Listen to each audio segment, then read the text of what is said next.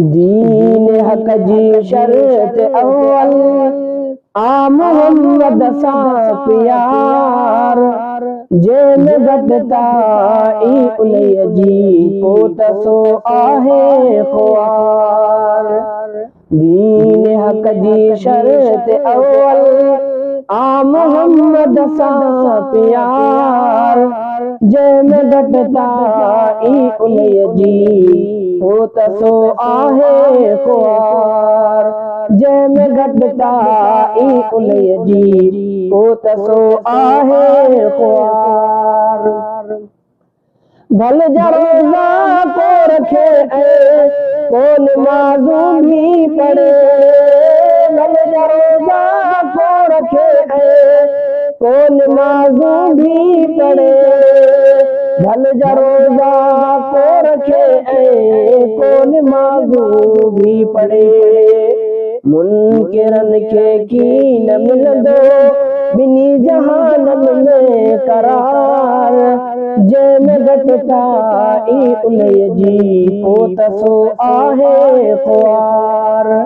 दीन हक जी शर्त अव्वल आ मोहम्मद सां प्यार जंहिंमें घटता ई उन्हीअ जी पोइ त सो आहे ख़्वार।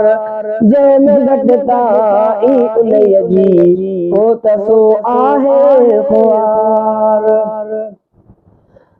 हिन दीन जी बुनियाद आ ख़त्म नबूवत ई अदा।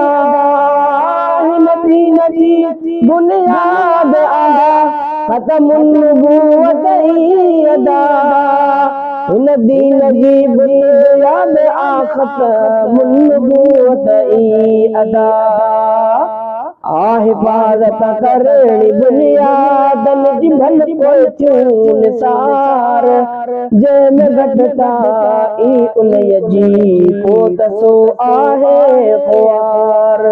दीन हक जी शर्त अव्वल आ मोहम्मद सां प्यार जंहिंमें घटता ई उन्हीअ जी पोइ त सो आहे ख़्वार।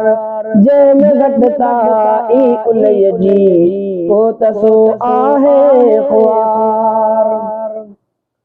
जे नबीअ सां थी मोहबत उनजे मुनकिर ते ॾमर।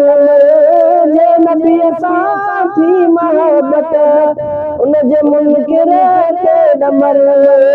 जे नबीअ सां थी मोहबत उनजे मुनकिर ते ॾमर। पोइ जंग कर कादियानिन सां अदा थी तूं तयार जंहिंमें घटता ई उन्हीअ जी पोइ त सो आहे ख़्वार।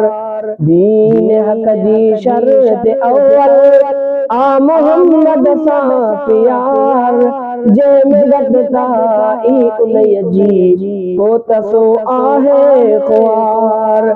जंहिंमें घटता ई उन्हीअ जी पोइ त सो आहे ख़्वार। कादियानी छो त प्यारे पाक जा गुस्ताख़ आहिनि।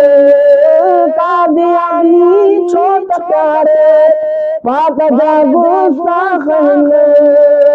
कादियानी छो त प्यारे पाक जा गुस्ताख़ आहिनि।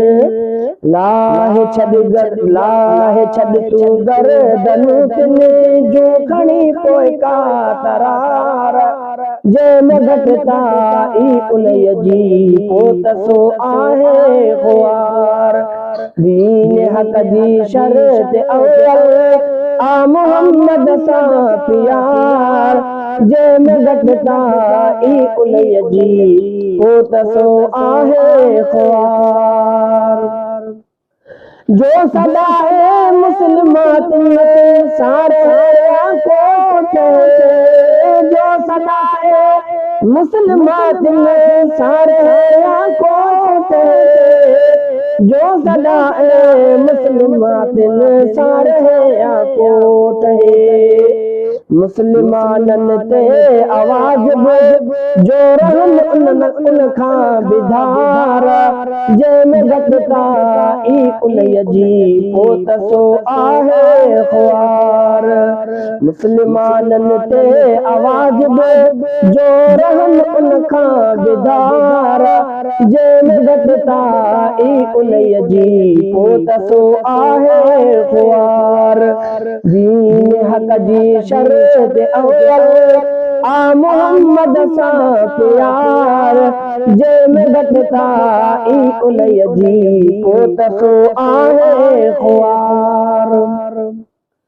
थो मने ताहिर मकी ही आज हादी दबो सचो। थो मने ताहिर मकी ही आज हादी दबो सचो। थो मने ताहिर मकी ही आज हादी दबो सचो।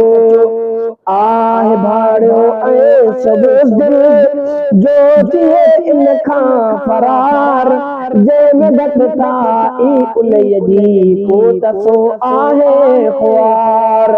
दीन हक़ जी शर्त अव्वल आ मोहम्मद सां प्यार जंहिंमें घटता ई उन जी पोत सो आहे ख्वार।